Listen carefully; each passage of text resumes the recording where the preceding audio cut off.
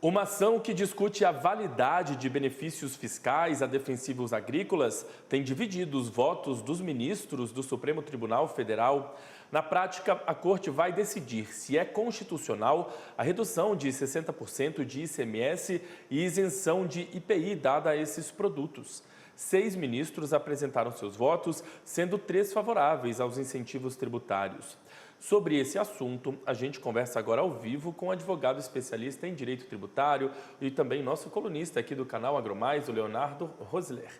Leonardo, primeiramente, bom dia mais uma vez, seja bem-vindo aqui ao Agromanhã, tudo bem? Muito bom dia, Felipe, tudo ótimo por aqui, um grande abraço, uma ótima semana desde já para todos os nossos telespectadores e nossa equipe.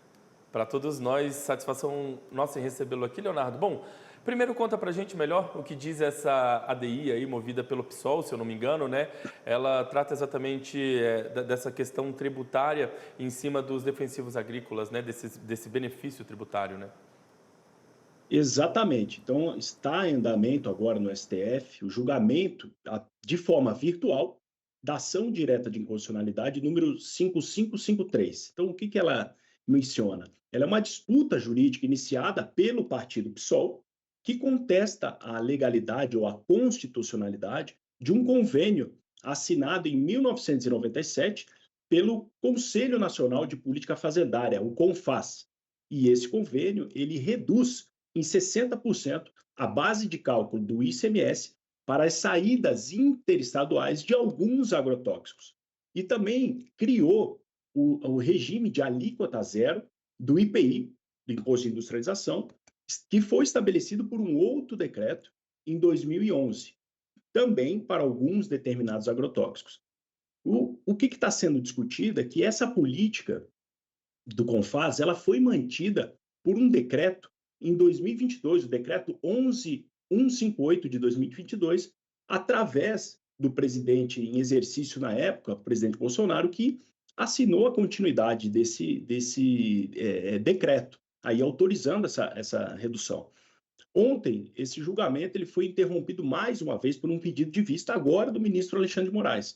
Essa pausa aí no processo ele é o terceiro pedido de vista desde o início da análise do caso e iniciou em 2020 já esse julgamento.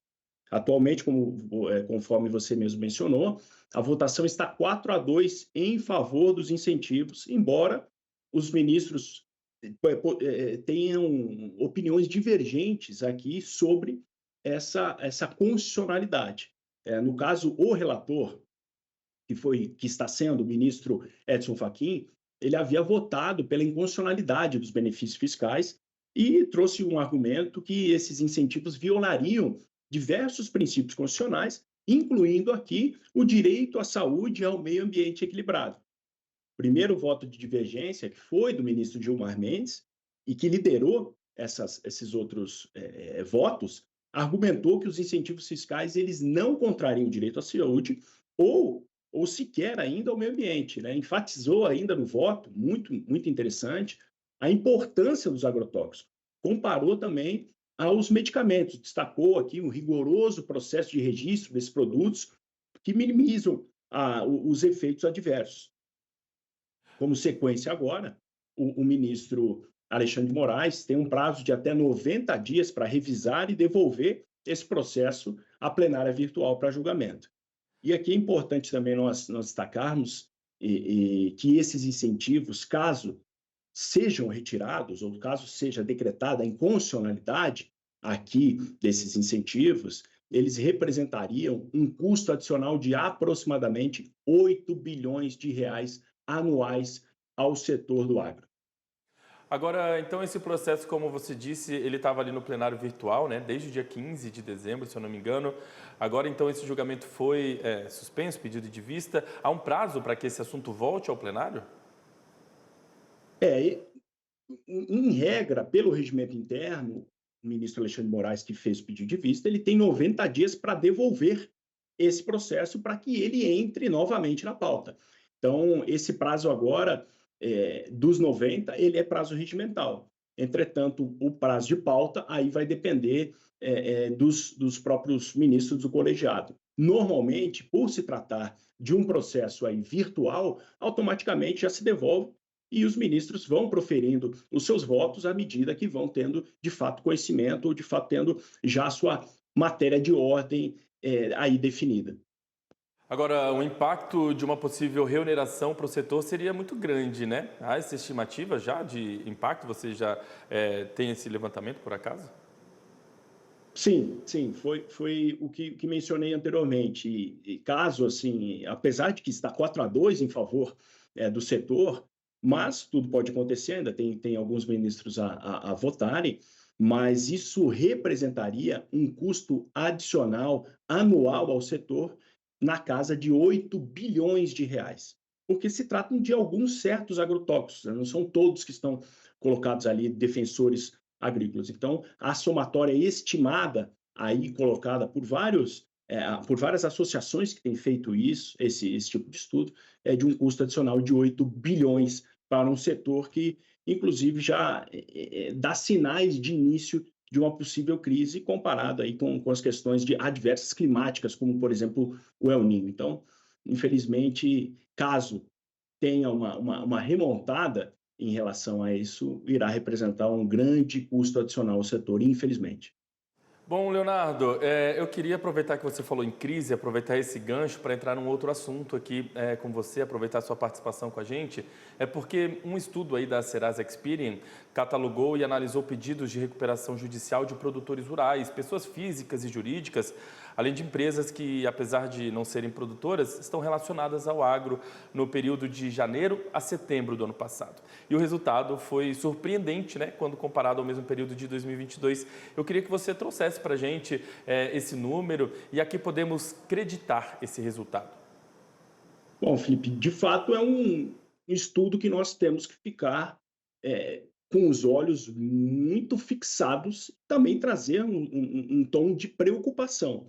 E isso deve também externar ao próprio governo federal, porque nós estamos diante de um cenário e de um aumento expressivo de 300% dos pedidos de recuperação judicial entre as empresas do agro e fornecedores específicos da cadeia do agro. E esse aumento ele é um reflexo direto, conforme a pesquisa apresenta, de um crescente endividamento que aí os produtores têm enfrentado, exacerbado aqui por uma conjuntura de adversidades climáticas, como o efeito El Niño, e principalmente também por um orçamento limitado ao seguro rural. Somados a isso, a gente também tem o cenário de juros no Brasil que ainda estão altos, por se tratar o agro a depender de muita tecnologia, de muita importação, e isso reflete também por esse cenário.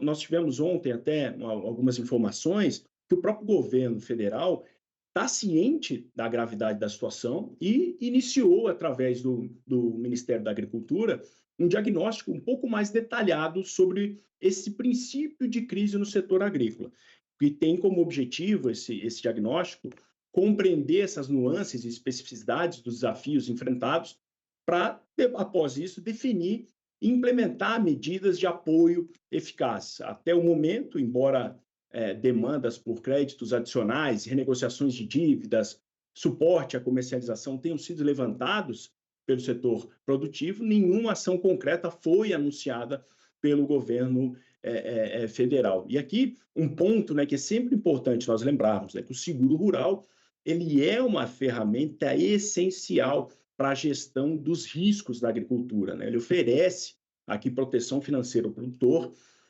contra as perdas decorrentes desses eventos climáticos adversos, pragas, doenças e outros riscos inerentes à atividade agrícola. Essa aprovação do orçamento abaixo das expectativas ou abaixo das pautas dos congressistas aí no ano passado tem gerado uma onda de insegurança entre os agricultores, especialmente nesse momento em que o agronegócio tem enfrentado desafios significativos, incluindo essas consequências do fenômeno El Niño, e com isso vemos um aumento expressivo nesses pedidos de recuperação judicial. É uma ponta de crise no setor, mas é uma chamada para a necessidade de políticas públicas mais robustas, adaptativas e capazes de antecipar e mitigar esses impactos de variáveis econômicos e climáticos. Precisamos aqui estabelecer medidas emergenciais, juntamente com estratégias de longo prazo, para fortalecer o seguro e aumentar a resiliência do setor frente a essas mudanças climáticas. Tivemos ontem também a abertura, aqui em Brasília, do ano do Congresso. Muito se falou e uma das pautas estava aqui o seguro rural. Existiu também o grande debate aí pelos vetos no orçamento do governo federal, que estão na casa de 6 bilhões, e com isso uma expectativa que o próprio Ministério da Economia olhe para o setor e, quem saiba, possa ir, através das demandas e através dos pedidos da frente parlamentar do agro, que se destine um aumento ao seguro rural, porque isso vai fazer toda a diferença para a continuidade e crescimento robusto do agro brasileiro. Leonardo, só uma explicaçãozinha técnica aqui, porque eu gosto de ser muito didático aqui com quem está nos assistindo e às vezes não está familiarizado com as questões. Quando a gente fala aí na prática em recuperação judicial, isso significa exatamente o quê? É manter os bens, por exemplo? O que significa essa recuperação judicial quando alguém dá entrada nesse pedido?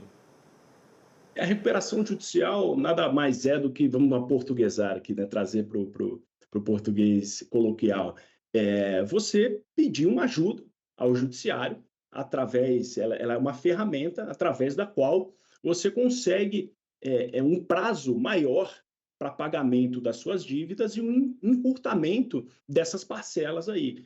Se acontece muito isso quando verificado que a sua despesa ela é muito maior do que a sua receita. Então, você faz um plano de recuperação, de pagamento desses fornecedores, leva ao judiciário e, com isso, através de uma decisão judicial, você está autorizado a ter um alongamento desses prazos, ou seja, uma renegociação através de uma assembleia de todos aqueles credores e uma renegociação um pouco mais favorável, mantendo o espírito da empresa e mantendo aí seus faturamentos para que a empresa, de fato, possa cumprir com as suas obrigações das dívidas e também que a empresa possa ter um médio e longo prazo, uma longevidade nas suas atividades. Por isso que se chama recuperação.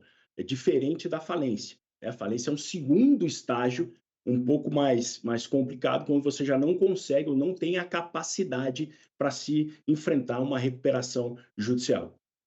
Muito bem, Leonardo. Eu queria agradecer a sua participação com a gente aqui, trazendo esses assuntos. De fato, o governo já tem aí, inclusive, trabalhado com a previsão de que esse ano de 2024 pode ser um ano de crise, pode ser um ano desafiador, de fato, para o setor do agronegócio.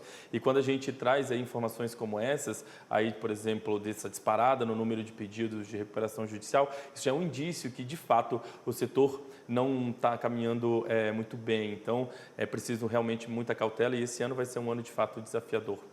Então, é sempre bom a gente trazer esses assuntos para as pessoas ficarem antenadas e atentas a tudo que a toda a movimentação, a tudo que está acontecendo, né?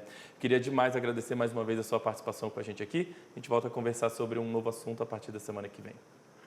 Muito obrigado, Felipe. Muito obrigado pela oportunidade de novamente estar aqui com vocês. Um ótimo dia, uma ótima semana a todos os telespectadores, a nossa equipe e a você. Valeu!